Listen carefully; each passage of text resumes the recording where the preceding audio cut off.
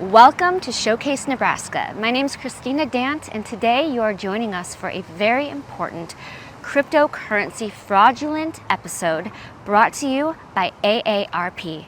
Stick around and take notes.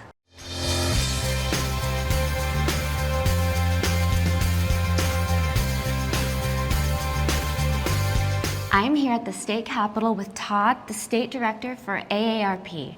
Todd, today, first off, introduce yourself. Yeah. I'm Todd Stubendike. I'm the State Director of AARP Nebraska.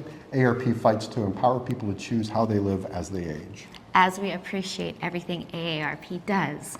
So today we're talking about cryptocurrency and the kiosks becoming such a popular tool for scammers. It used to be more of the gift cards. Things are evolving. Adults are getting targeted.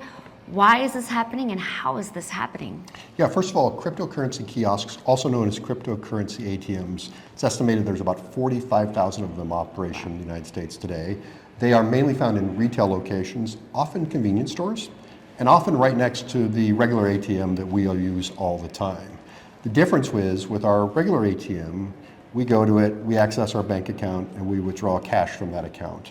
The cryptocurrency ATMs work a little bit differently. With these, you insert your money into the machine, it converts it to a cryptocurrency, digital currency, and then it gets deposited into your or somebody else's digital wallet.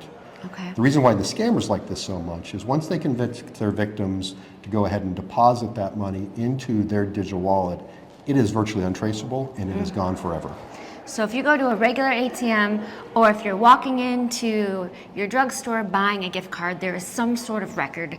You're saying with the cryptocurrency, there's virtually no way to trace it. Exactly. Immediately, that money is gone. That money can be in a foreign country within the flash of an instant.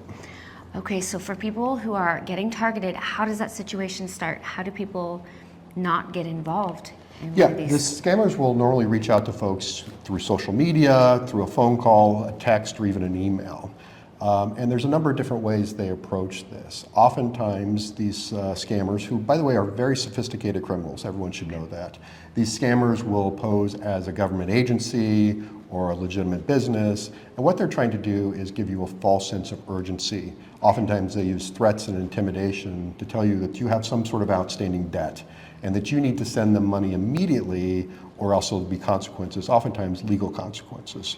There's another set of scammers that do it a little bit differently. They'll actually try to build trust and rapport with their victims, and they will sort of prey upon that victim's loneliness or their just innate sense of wanting to help people to get them to send them money. They'll tell them some sort of sob story and to get them to send the money to it. So again, what they'll do is once they've created that sense of urgency and you're sort of like, I got to take care of this right away so I don't get arrested or whatever else they're threatening to do to you, they'll go ahead and send you to your bank to withdraw some form of cash, tell you to go to one of these cryptocurrency ATMs, feed the money into the machine, and then transfer it to their digital wallet. And like I said, once you've done that, the money is gone, it's virtually untraceable. So at AARP, we like to say, if you can spot a scam, you can stop a scam. So people need to know that if you're being asked by someone you don't know to do this, it's a scam. Stop, contact local law enforcement. Okay, so if I get called by local law enforcement, they're threatening me, they're saying there's a warrant out, immediately hang up, call actual law enforcement back, because if there's a problem, they will know, and you can cut your ties with the potentially very dangerous scam artist. And just know, no legitimate government agency or business or friend would ever ask you to use one of these machines to pay a debt. It just does not happen. Thank you, Todd, for taking the time to talk to us, to help educate us. Where should our viewers go to get more information? We'll provide the website here on the screen for everyone to know exactly where to go to learn more about these scams. Wonderful. Thank you. Thank you.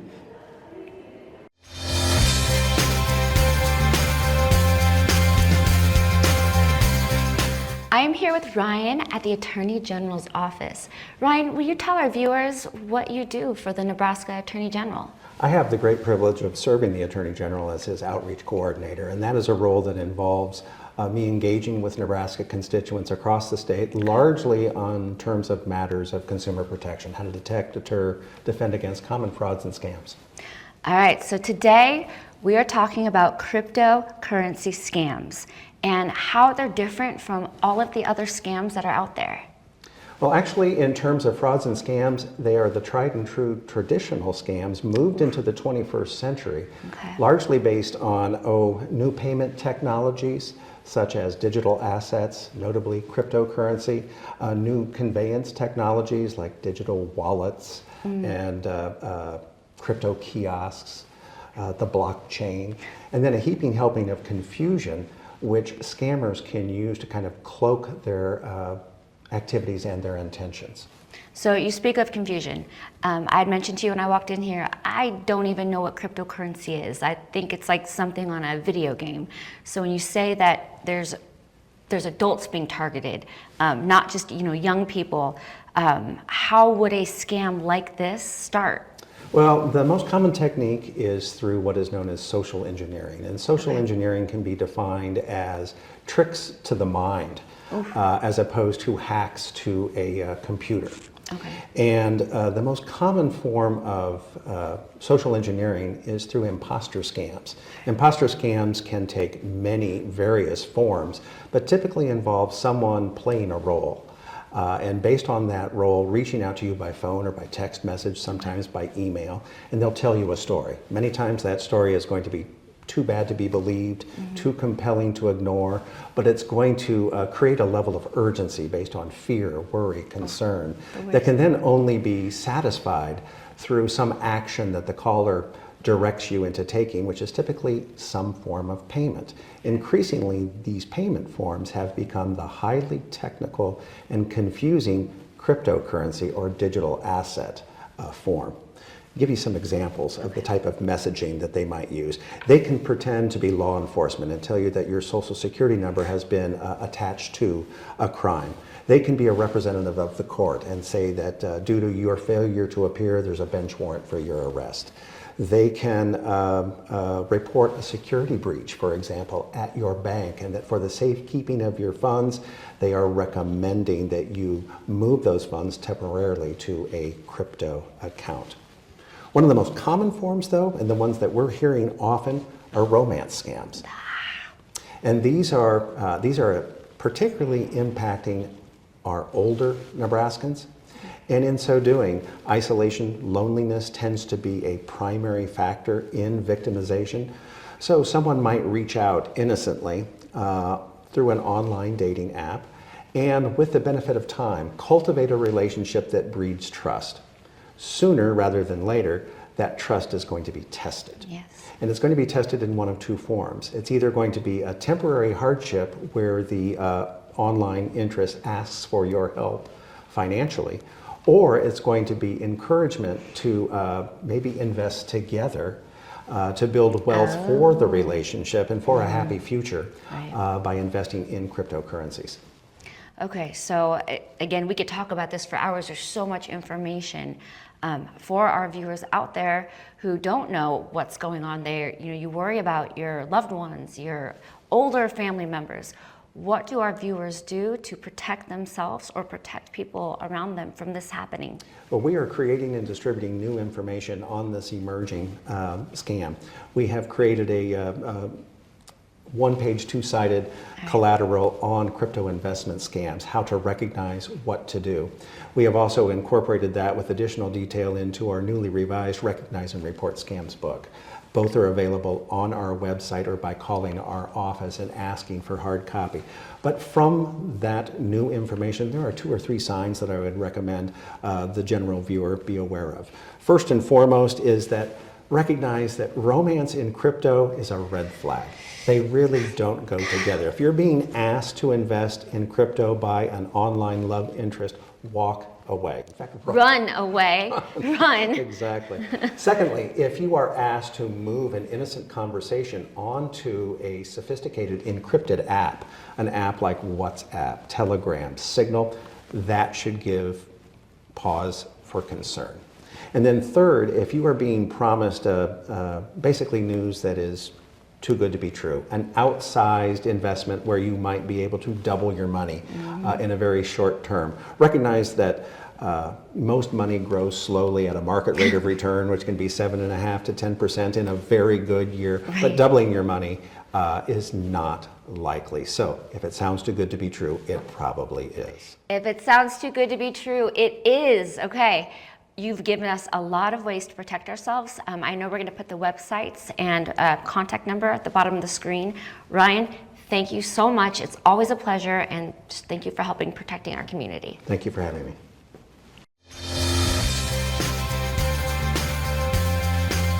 We are here talking about cryptocurrency frauds. Will you guys introduce yourself so our viewers know where they're getting their information from? I'm Amy Melton. I'm on the Omaha City Council, and I've been on the council for about 12 years. Wonderful. I'm Elliot Bostar, and I am a state senator representing Legislative District 29 in Lincoln, and I have been doing that for 5 years. And I am Gina Ragland. I'm the Associate State Director of Advocacy for AARP Nebraska. We advocate on behalf of Nebraskans 50 plus. Okay, Gina, let's start with you. What is AARP doing right now to have an organization to try to combat this cryptocurrency fraud? Sure, we have been identified and do a lot of work with the FBI and realizing that the number of complaints have continued to rise at about 99% in the last couple of years. Last year, over 11,000 complaints were filed, specifically related to cryptocurrency kiosk scams. Americans have reported over $246 million alone, and that's just what's been reported. We also know that 85% of these scams are targeted to people 65 and older. Okay. And so with that, AARP has stepped up and is working together with officials at the local and state level across the nation to put into place a consumer protection to work to combat the schemes and the criminals from taking money and savings from our Nebraskans, especially our older Nebraskans. That's wonderful that they're stepping in. Councilmember Melton, how would you say you got inspired to get involved and just help with the prevention of the fraudulence? Well, it was a number of people that were getting targeted by the scammers.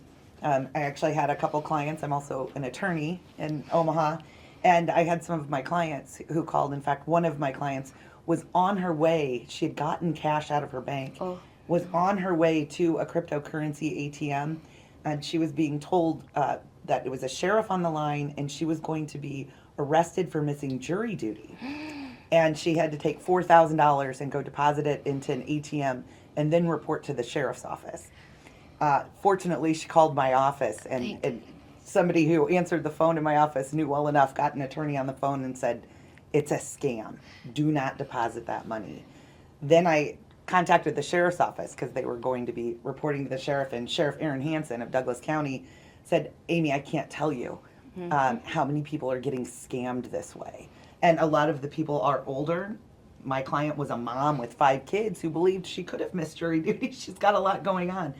I had a couple other clients, and then members of the community started reaching out because I posted it on Nextdoor. I was trying to warn people. Yes. So then more people started reaching out, telling me their stories of how unfortunately they got scammed and they lost their money. We didn't talk about this prior to us talking right now, and that exact scam did happen to my husband.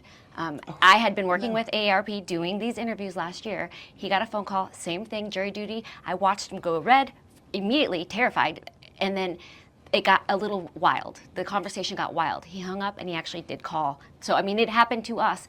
We're in our 40s. It's very scary. Yes.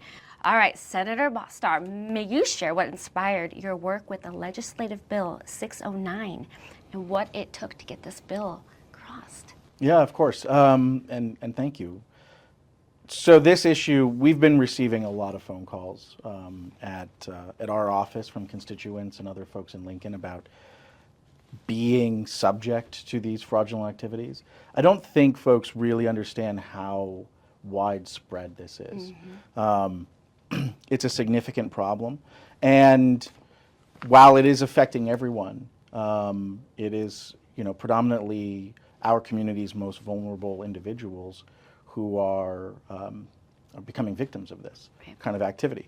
And so that was number one. The other reasons why we decided to bring this legislation was our close work with the law enforcement community and with AARP in identifying what needed to happen in order to try to address this problem. It's one thing to identify a problem.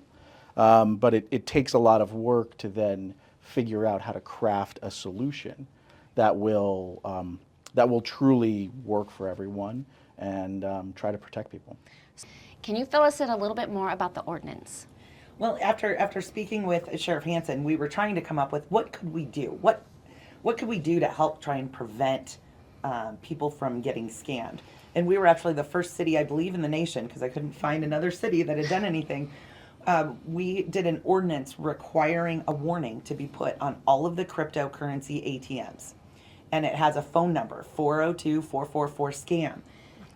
If a government agency is asking you to deposit money into this ATM, no government agency will do that.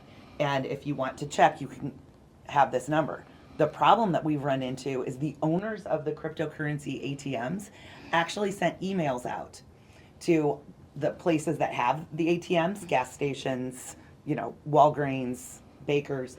They sent emails out saying they were going to fine them if they followed the law that we passed. Really? So there's the challenge that now I'm going to have to figure out how can we hold the owners of those ATMs accountable for basically refusing to follow the ordinance. And it's a real simple ordinance. It's just a decal. Right. And we provide the decal. Actually, the Douglas County Sheriff is funding that. We worked with Omaha Police and the sheriff. We collaborated together. And so they're providing the decal for free. And why would they not want to protect people who are using their machine? Because they're making about 10 to 20% of all the money that gets deposited. They get a cut, and it's up to 20%. So they're really making money off the scammers. They're legitimate businesses, but they're making money off the scam. That's very scary. How has this gone in the state level? So our legislation that we recently passed at the state level would require notifications and additionally put in caps on how much can be deposited in a given period of time. This is to prevent folks from losing their entire life savings in a scam.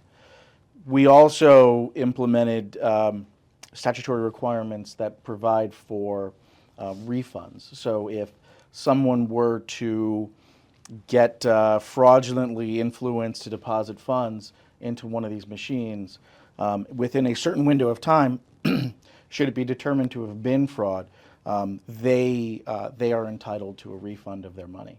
And so all of these measures collectively are geared toward really trying to provide that disincentive for these scammers to even operate in the state of Nebraska. Wonderful. This has been a lot of very scary but very good information. I appreciate all three of you coming out today. Thank you. Thank you. I am here with Kelly today at Nebraska Department of Banking and Finance. Kelly, can you let our viewers know a little bit about you and what you do here? Christine, it's so good to be here. My name's Kelly Lammers. I have the privilege of serving as the director of the Nebraska Department of Banking and Finance. We are that government agency that knows the people that touch other people's money. We license state-chartered banks, we license state-chartered credit unions, broker-dealers, investment advisors, money transmitters, even small loan companies. So what does this piece of legislation do? You know, this piece of the legislation is a reflection of the fact that the community is talking.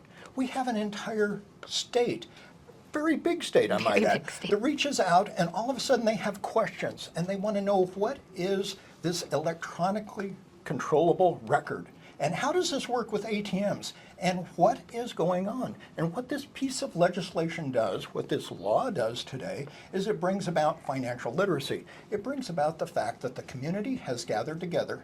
They talk to a state senator. The state senator talked to the Banking, Commerce, and Insurance Committee. They went to the floor of the legislature and everybody spoke on this and they said, you know, in our communities, we have a need for this. And as a result of that, they passed with all votes saying yes and the governor signing that. As a result of that, we have licensing. Oh, that sounds boring, boring. But yeah, you know what licensing does is it gives a name and a phone number, it gives a location, and it tells us what these parties are going to do. So as they come in and they license with us, they are now, according to this law, having to put up a sign that indicates this is what you can expect. Right. This is how this kind of transaction takes place. And the legislation isn't called crypto ATM, even though that is our offhanded reference to it. It is the Controllable Electronic Record Fraud Prevention Act. It's much broader than that. Because as we look as a community and we start talking around, it doesn't take long before somebody comes up with this story that, well, did you get that text? Did you get that? Did you hear about that car that's coming in? Or something that isn't real. When the scams are out, I think we definitely, like, I got the text a couple days ago, or the phone calls, and your neighbors, your parents. And I thought it was a wrong number. I hung up on you. Yep. But what we're doing relative to is, do these transactions make sense? And what we're doing is creating a licensing routine in order for those parties that are offering services to explain what their service is, and for the people that are going to use those services to know that there are parties that will lie to them to convert Very much funds. so. There are parties that will not tell them the truth. And these crypto ATM machines will now have signage up to explain what their services are. I'm learning about the signs, trying to protect the people. What I'm hearing from you is that there's a lot of community interest. So you're not just banking, you're protecting and you're building laws to help protect people so they feel safe and they have a safe place to come. Is that accurate? That is So very am I nailing accurate. it? You are so true. This is the fact that we can come together and we ask questions about, does it make sense what we're doing with our money? Why would somebody tell me to move my money from one place to another that was on a text message? Why would it come to me on a phone call? Never. Or social media? Ah, goodness. What all of this is saying is, let's create a routine in which we know that the parties that are licensed with us are in fact real. And we know the locations, they're real locations, and they have the signage that explains, if you do these things, some of those are irreversible. It's gone. Your money is gone. And yet, at the same time, I have people, examiners, investigators, that have both taken classes and we're working with technology so that we're able to track crypto transactions. So That's one of the amazing. things that we can do is we can investigate what is concerns relative to how you're dealing with your cryptocurrency transactions. Besides protecting the community, as I know you guys are doing, what other precautions is this department taking to help curb the fraudulency? That is something that really has to make sense in order to make it productive. How do we turn around and we educate people on something that was brought about because of financial literacy? They literally said, what does this machine do? What can we do? And as a result of that, we spun up a web page.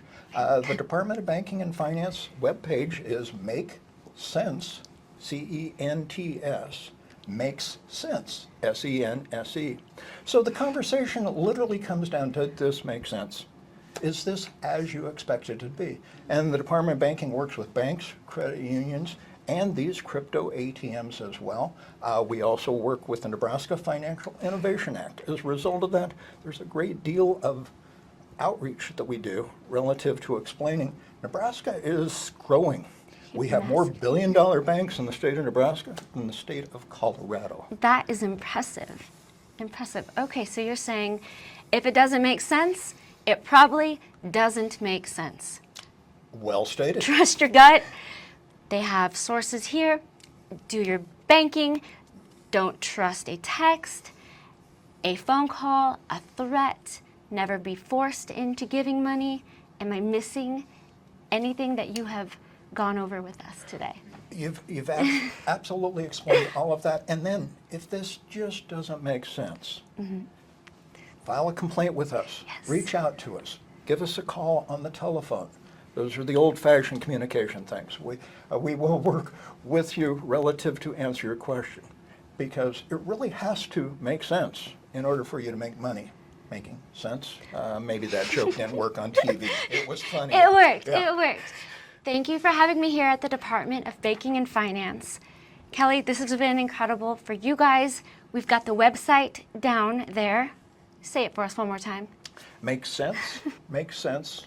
Nebraska.gov. Thanks for having me. Oh, thank you. Pleasure. I am talking with Amy with the Fraud Helpline. Amy, you're the director with the AARP. Can you tell our viewers a little bit about what that job entails? Absolutely. So I manage the Fraud Watch Network helpline, which is a free resource for anyone of any age, and you don't have to be an AARP member to utilize it. It's a great resource for people who have questions about fraud. Perhaps you just got a text scam and you're not sure, maybe if it is a scam and you want to check it out. Or if unfortunately you have been a victim of fraud, call us on the helpline and we'll provide free resources for you. What I'm finding so fascinating is I'm running into people, I mean, on the daily. I mean, I could tell you yesterday I received a text. We've gotten calls. There's so many different age ranges of people who are being targeted in many different ways. What type of financial and emotional tolls are you dealing with your support on the helpline?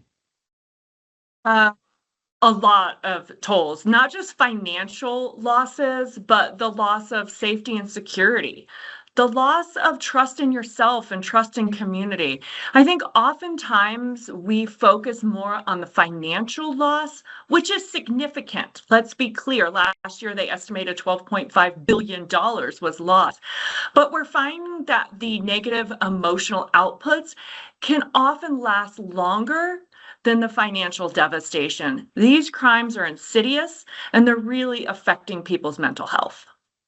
What I'm hearing is that when people approach these cryptocurrency kiosks, sometimes it's very visible to people around them because they are emotionally, they're showing up, they're crying, they're upset, they're shaking.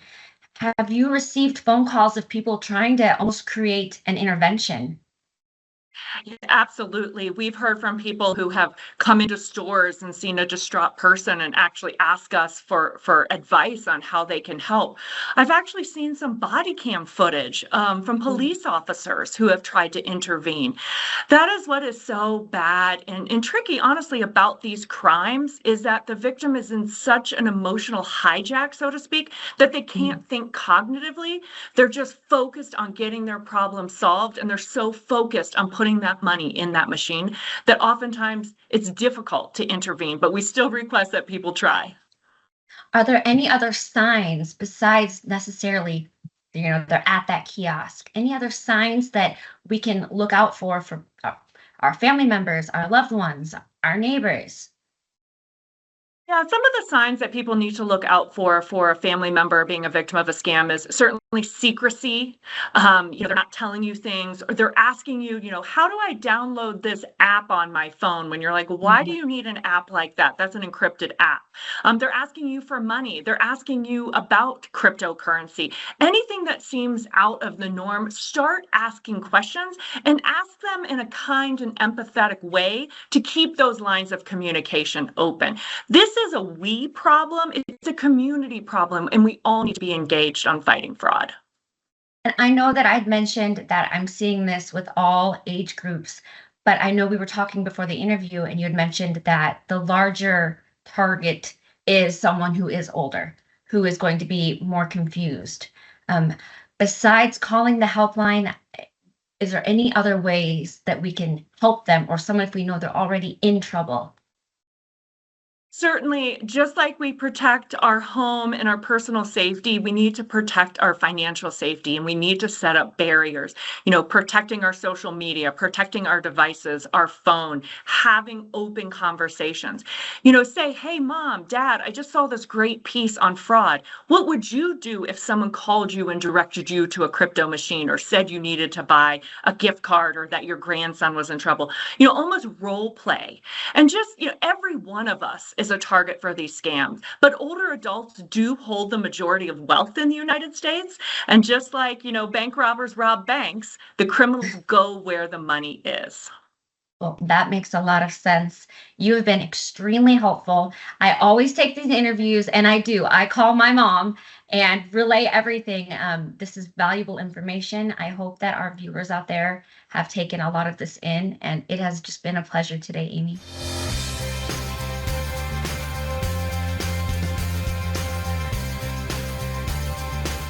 Thanks for sticking around. I hope that you learned a lot of valuable information that you can use to protect yourself and your loved ones. And make sure, always trust your gut. If it doesn't feel right, it's not right. See you next time. The preceding segment was brought to you by AARP Nebraska.